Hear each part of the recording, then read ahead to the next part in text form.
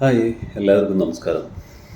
ഞാൻ ഇതുവരെ ഈ രീതിയിൽ ഒരു പബ്ലിക്കലി ഒരു വീഡിയോ ചെയ്യണമെന്ന് ആഗ്രഹിച്ച ഒരാളല്ല. പക്ഷേ ഒരു ഇപ്പോഴുള്ളൊരു ഒരു ഓൺഗോയിങ് ഇഷ്യൂ അല്ലെങ്കിൽ സ്പ്രെഡിങ് അക്രോസ് ദ കൺട്രി ഒരു ബാഡായിട്ടുള്ളൊരു ഇത് കാണുന്ന സമയത്ത് ഒരു വീഡിയോ ചെയ്യാതിരിക്കാൻ മനസ്സ് വരുന്നില്ല എന്നുള്ളതാണ് സത്യം. ഞാൻ അങ്ങനെയാണെങ്കിൽ ഇന്നൊരു യൂട്യൂബ് ചാനൽ തുടങ്ങിയിട്ട് അതിൽ പോസ്റ്റ് ചെയ്യാമെന്നാണ് വിചാരിക്കുന്നത്. അപ്പോൾ എൻ്റെ പേര് പ്രമീത്. എമ്പുരാൻ ഞാൻ 2 പ്രാവശ്യം കണ്ട സിനിമയാണ്. കാരണം ഇന്നലെ ഫാമിലീൻ്റെ കൂടെ കണ്ടു. മെനഞ്ഞാന്ന് റിലീസിങ് ഡേറ്റ്, ഞാൻ ഹൈദരാബാദിലാണ്.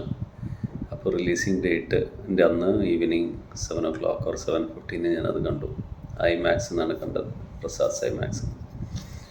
അപ്പോൾ ആദ്യത്തെ ദിവസം സത്യം പറയാന്ന് വെച്ചാൽ ഞാൻ വളരെ എക്സ്പെക്റ്റേഷനുമായിട്ട് പോയ ഒരാളായിരുന്നു. കാരണം ആ രീതിയിലായിരുന്നു നമ്മളെല്ലാവർക്കും ഒരു എക്സ്പെക്റ്റേഷൻ ഉണ്ടായിരുന്നു. അപ്പോൾ ആദ്യത്തെ ദിവസം അത് പോയ സമയത്ത് വളരെ ബ്യൂട്ടിഫുള്ളായിട്ട് എടുത്തിട്ടുണ്ട്. പക്ഷേ എനിക്ക് കുറേ സ്ഥലങ്ങളിൽ ഒരു ഡിസ്കണക്റ്റ് ഫീൽ ചെയ്തു.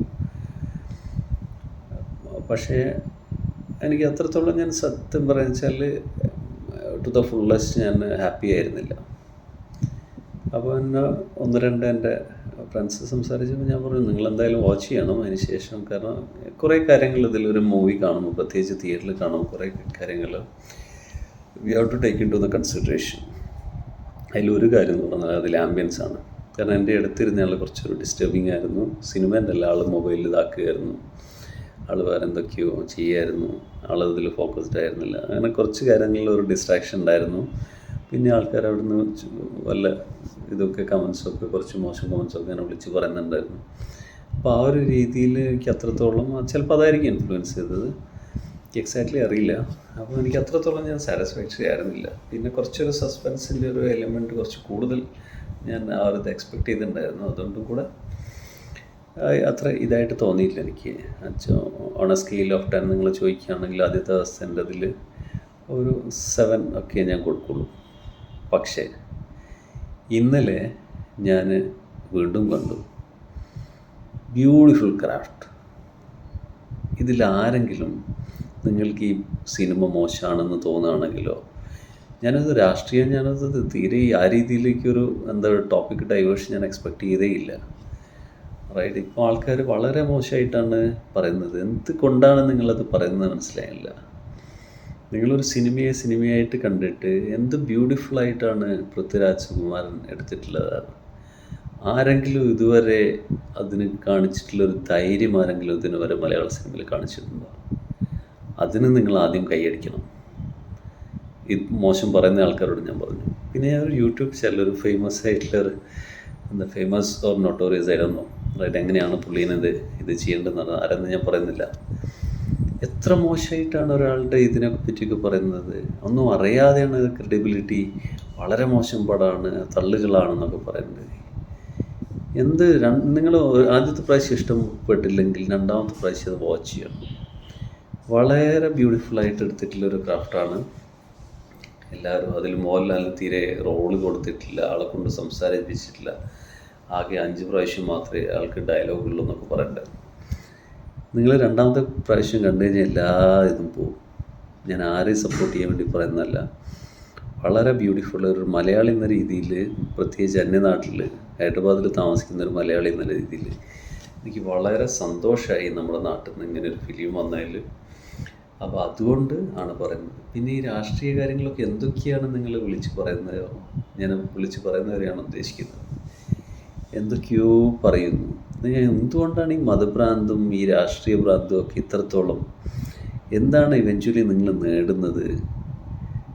ഒരു മുസ്ലിമിനെ കുറ്റം പറഞ്ഞിട്ടോ, ബേസിക്കലി ഞാനൊരു ഹിന്ദു സമുദായത്തിലാണ് ജനിച്ചത് എന്നല്ലാതെ, ഞാൻ അടുത്ത വീട്ടിൽ ജനിച്ചിരുന്നെങ്കിൽ അതൊരു ഞാനൊരു മുസ്ലിമായനല്ല, തൊട്ടപ്പുറത്ത് ജനിച്ചിട്ട് ഞാനൊരു ക്രിസ്ത്യനായനെ. എന്തുകൊണ്ട് ഇങ്ങനെ നിങ്ങൾ ഇത്ര വളരെ നാരോ മൈൻഡഡായിട്ട് ചിന്തിക്കുന്നു? ഇത് പറയുന്നവരെയാണ് ഞാൻ ഉദ്ദേശിക്കുന്നത്. എന്ത് വ്യത്യാസമുള്ളത് നിങ്ങൾ തമ്മിൽ? നമ്മൾ തമ്മിൽ എന്ത് വ്യത്യാസമുള്ളത്? മതങ്ങളൊക്കെ എന്ന് പറഞ്ഞാൽ എത്രയോ ആൾക്കാർ നമ്മൾ പറഞ്ഞില്ലേ, കുറേ വിവരമുള്ള ആൾക്കാരൊക്കെ പറഞ്ഞില്ലേ. അതൊരു ടൂളായിട്ട് അന്നത്തെ കാലത്ത് യൂസ് ചെയ്തൊരു ടൂളാണത്. ഇപ്പോഴും അതോ ഇതിലും ദയവായിട്ട് കൂട്ടിപ്പുറത്ത് അങ്ങോട്ടും ഇങ്ങോട്ടും ഒക്കെ അടിയുണ്ടാക്കി ജീവിക്കല്ലേ. വളരെ ബ്യൂട്ടിഫുള്ളായിട്ട് നമ്മൾ ഒരു മൂവി എൻജോയ് ചെയ്യാൻ വേണ്ടിയിട്ടല്ലേ പോകുന്നത്. ഇവിടെ 295 റുപ്പീസ് എന്തോ ആയിരുന്നു ടിക്കറ്റ് കോസ്റ്റ്. അത് കൊടുക്കുക എന്ന് പറഞ്ഞാൽ വേർത്ത് എന്ന് പറഞ്ഞാൽ വേൾഡ് ക്ലാസ് എക്സ്പീരിയൻസാണ്. ഞാൻ ഉറപ്പിച്ചു പറയാം, പൃഥ്വിരാജിന് ഇവനൊരു ഹോളിവുഡ് ഡയറക്റ്റ് ചെയ്യാനുള്ള കാലിബർ ഉണ്ട് എന്നുള്ളത് വളരെ ബ്യൂട്ടിഫുള്ളായിട്ടുള്ള അത് പ്രൂവ് ചെയ്തു. പിന്നെ ലാലേട്ടന് വളരെ ബ്യൂട്ടിഫുള്ളായി അവർ എല്ലാവരും, മഞ്ജു വാര്യർ, ടോവിനോ തോമസ്, പിന്നെ ദീപക് ദേവിനൊക്കെ കുറേ പേര് വളരെ മോശമായിട്ട്. അയാൾ എത്ര ബ്യൂട്ടിഫുള്ളായിട്ടാണ് അത് BGM സ്കോറും ഇത് ചെയ്തിട്ടുള്ളത്, ഹാൻഡിൽ ചെയ്തിട്ടുള്ളത്. വെറുതെ നിങ്ങളൊരാളെ വളരെ ഇതായിട്ട് എൻകറേജ് ചെയ്തില്ലെങ്കിലും ഡിസ്കറേജ് ചെയ്യാതിരിക്കും. നല്ലൊരു അറ്റംപ്റ്റിനെ അപ്രീഷിയേറ്റ് ചെയ്യും. റൈറ്റ്, ഞാനത് എൻ്റെ ഒപ്പീനിയൻ പറയുന്നു എന്നുള്ളതിൽ എതിർക്കുന്നവരുണ്ടാവും. നോ വറീസ്, നിങ്ങൾക്ക് ഓരോരുത്തർക്കും ഓരോരുത്തരുടെ അഭിപ്രായം പറയാനില്ല. ഇതെന്നെ കണ്ടിട്ട് മാനസികമായിട്ട് ബുദ്ധിമുട്ട് തോന്നിയുകൊണ്ട് മാത്രമാണ് ഞാൻ ഇങ്ങനെ എടുത്ത് പബ്ലിക്കിൽ പറയണമെന്ന് ആഗ്രഹിച്ചുകൊണ്ട് പറയാണ്. വളരെ ബ്യൂട്ടിഫുള്ളായിട്ടുള്ള ക്രാഫ്റ്റാണ്. നിങ്ങൾക്ക് ഉറപ്പിച്ചു ഞാൻ പറയുന്നു, നിങ്ങളെൻ്റെ ഒപ്പീനിയൻ സബ്സ്ക്രൈബ് ചെയ്യണമെന്ന് പറയല്ല, നിങ്ങൾക്ക് ഉറപ്പായിട്ടും പോവാം. വളരെ ബ്യൂട്ടിഫുൾ. എത്രയോ പേര് പറഞ്ഞല്ലോ അത്. ഞാൻ കുറച്ച് റിവ്യൂസും അല്ലെങ്കിൽ ഇവരുടെ അത് കണ്ടിറങ്ങുന്ന ഓഡിയൻസിൻ്റെ ഇതൊക്കെ കേട്ടിട്ടുണ്ടായിരുന്നു, അവരുടെ ഒപ്പീനിയനൊക്കെ. അതുകൊണ്ടും കൂടെ പറയാണ്, എത്രയോ ആൾക്കാർക്ക് ഇഷ്ടപ്പെട്ടു. നെഗറ്റീവ് കമൻറ്റ് കൊടുത്തൊരു നല്ലൊരു ക്രാഫ്റ്റിനെ നശിപ്പിക്കില്ല. നമ്മുടെ സിനിമ ഇൻഡസ്ട്രിക്ക് നല്ലതാണ്. നമ്മുടെ മലയാളികൾക്ക് നല്ല പുതിയ ഇന്നോവേറ്റീവായിട്ടുള്ള തോട്ട്സ് ആയിട്ട് വരുന്ന സംവിധായകർക്ക് നല്ലതാണ്. അപ്പോൾ അത്രയും കാര്യങ്ങളാണ്. ഇപ്പോൾ തന്നെ ഞാൻ കൂടുതൽ പ്രൊലോങ് ചെയ്യുന്നില്ല. അപ്പം wonderful movie, I really loved it. You please go and watch. Thank you.